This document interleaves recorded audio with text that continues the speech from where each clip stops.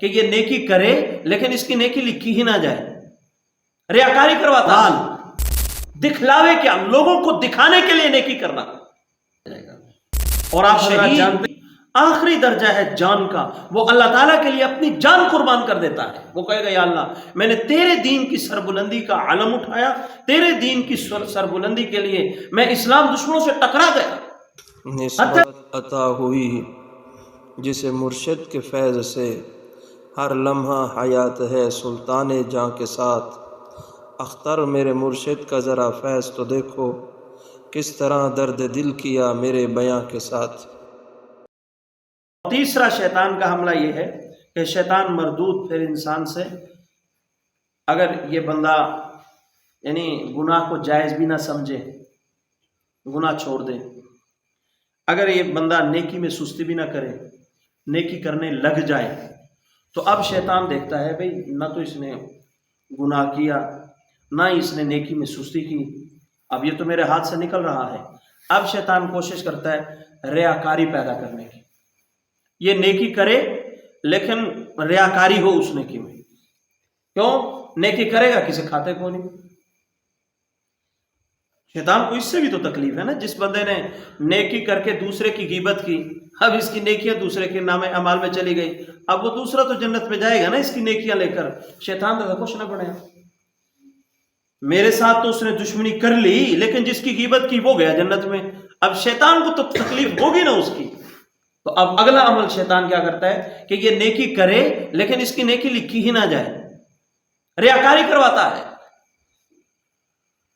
جناب رسول اکرم صلی اللہ علیہ وسلم نے ایک موقع پر ارشاد فرمایا، مجھے اپنی امت کے بارے میں اس بات کا ہے کہ میری امت جو ہے وہ شرک خفی میں نہ مبتلا ہو جائے۔ صحابہ نے عرض کی یا رسول اللہ شرک خفی کیا ہے؟ آپ صلی اللہ علیہ وسلم نے فرمایا ریاکاری، لوگوں کو دکھانے کے لیے نیکی کرنا، دکھاوے کے لیے نیکی کرنا، یہ ریاکاری ہے۔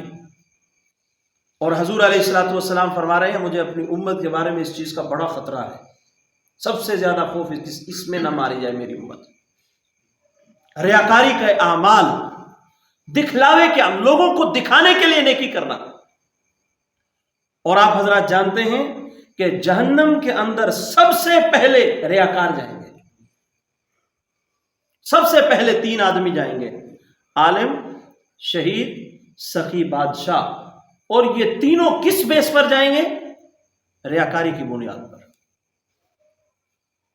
عالم، یا اللہ میں نے علم حاصل کیا، میں عالم بنا، میں نے تیرے دین کو حاصل کیا اور پھر تیرے دین کو پوری دنیا میں پھیلایا، میں نے رات کی اندھیری راتوں میں مدرسے کی 4 دیواری میں رہ کر، جب ہمارے معاشرے کے جس نوجوانی کی عمر میں ان کی انگلیوں کے پورے موبائل کی سکرینوں پر چلتے تھے، میں 12 بجے تک قرآن و حدیث کا مطالعہ کرتے ہوئے گزار دیتا تھا۔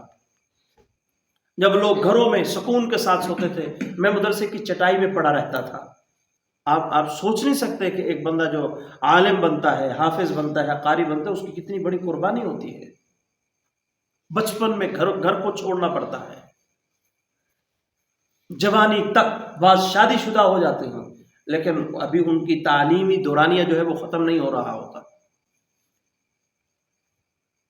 اب وہ اللہ تعالیٰ کہیں گے کہ ٹھیک ہے یہ سارے کام تم نے کیے، ہم مانتے ہیں، لیکن ہمارے لیے نہیں کیے، یہ اس واسطے تھے کہ تو لوگوں کو دکھانا چاہتا تھا تاکہ لوگ تجھے مولانا کہیں، علامہ کہیں، حضرت جی کہیں۔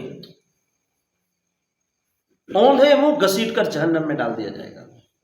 شہید آخری درجہ ہے جان کا، وہ اللہ تعالیٰ کے لیے اپنی جان قربان کر دیتا ہے۔ وہ کہے گا یا اللہ میں نے تیرے دین کی سربلندی کا علم اٹھایا، تیرے دین کی سربلندی کے لیے میں اسلام دشمنوں سے ٹکرا گیا، حتیٰ کہ میں نے اپنی جان قربان کر دی۔ اللہ تعالیٰ فرمائیں گے بالکل ٹھیک کہہ رہے ہو، لیکن یہ میرے لیے نہیں تھا، یہ لوگوں کو دکھانے کے لیے تھا۔ لوگ مجھے جرنیل کہیں، لوگ مجھے کمانڈر کہیں، لوگ مجھے مجاہد کہیں، لوگ مجھے شہید کہیں، اس کو بھی اوندھے منہ گھسیٹ کر جہنم میں ڈال دیا جائے۔ اسی طرح سخی بادشاہ، یا اللہ تو نے مجھے بادشاہت دی، میں نے عیاشی میں بادشاہت کے خزانے لٹانے کے بجائے میں نے غریبوں کا خیال رکھا۔ اللہ تعالیٰ کہیں گے تم صحیح کہہ رہے ہو، لیکن سب یہ جو تم نے کیا میرے لیے نہیں، یہ لوگوں کو دکھانے کے لیے کیا تھا۔ لوگ مجھے عادل کہیں، لوگ مجھے سخی بادشاہ کہیں، گھسیٹ کر اوندھے منہ سے بھی جہنم میں ڈال دیا جائے گا۔ تو سب سے پہلے جو جہنم کے اندر جائیں گے وہ کون ہوں گے؟ ریاکار، دکھاوا کرنے والے۔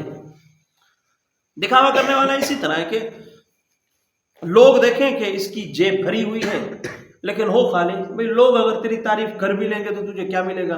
انہیں جیب وچ ورکے لے پھرنا ہے، انہوں نے لبدی تو تینوں کی شئی کوئی۔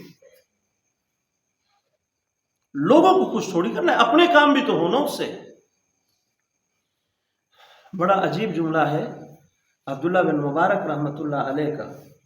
وہ فرمایا کرتے تھے ایک دفعہ میرے اللہ نے مجھ پر الہام کیا اور فرمایا کہ ابن مبارک میرے بندوں کو دیکھو اب یہ میرا مذاق اڑاتے ہیں، میرے بندوں کو دیکھو اب یہ میرا مذاق اڑاتے ہیں۔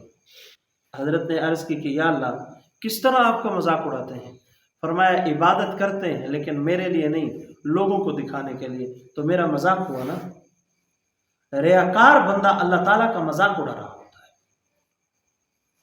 کوئی میرا مذاق اڑائے، اگر میں صاحب اختیار ہوں میں اس کا منہ توڑ دوں گا۔ جو اللہ تعالیٰ کا مذاق اڑائے گا کھکھاڑا تو بنی ہونی ہے نا، پھر سزا تو ملے گی اسے، اور بڑی خطرناک قسم کی سزا ملے گی۔ ریاکاری کا عمل اللہ تعالیٰ کو بالکل قبول نہیں ہے۔